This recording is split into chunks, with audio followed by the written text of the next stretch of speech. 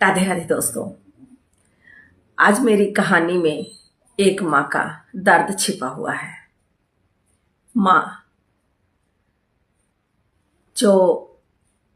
माँ पिता जो होते हैं, जब बच्चे उनके छोटे होते हैं तो जो माँ बाप एक आशियाना बनाते हैं,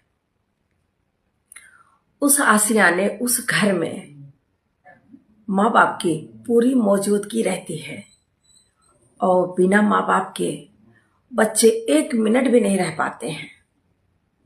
बेटा हो या बेटी, घर में घुसते ही सबसे पहले माँ को ही आवाज देते हैं, काम हो या ना हो। पर वही बच्चे जब बड़े हो जाते हैं, माँ बाप जब बूढ़े हो जाते हैं, तो घर में रहते हुए भी माँ बाप ना के बराबर होते हैं। मेरी कहानी का आज यही शीर्ष है। माँ अब ड्राइंग रूम में सोती है। जब कोई पूछता है तो वो मुस्कुरा कर कह देती है, मुझे अब वहीं अच्छा लगता है।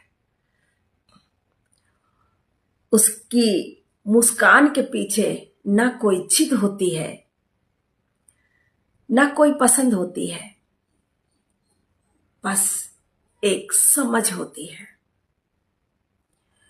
क्योंकि जैसे जैसे उम्र माँ बाप की बढ़ती जाती है, बच्चे बड़े होने लगते हैं, तो बच्चों की खुशी में ही माँ बाप अपनी खुशी ढूंढने लगते हैं और उन्हें लगता है जिस चीज में मेरे बच्चे खुश हैं वही काम क्यों न किया जाए। सच तो यह है कि जिस कमरे में माँ बाप की मौजूदगी हुआ करती थी, माँ बाप की मौजूदगी से घर हुआ करता था,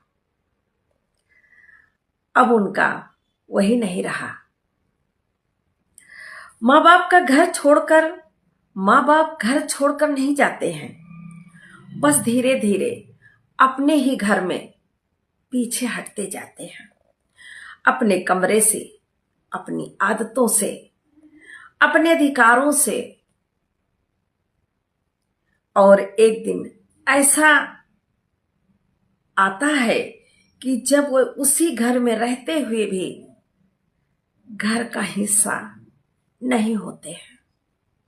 घर में है भी, लेकिन घर में रहने वाले लोग उनको पुराना फर्नीचर,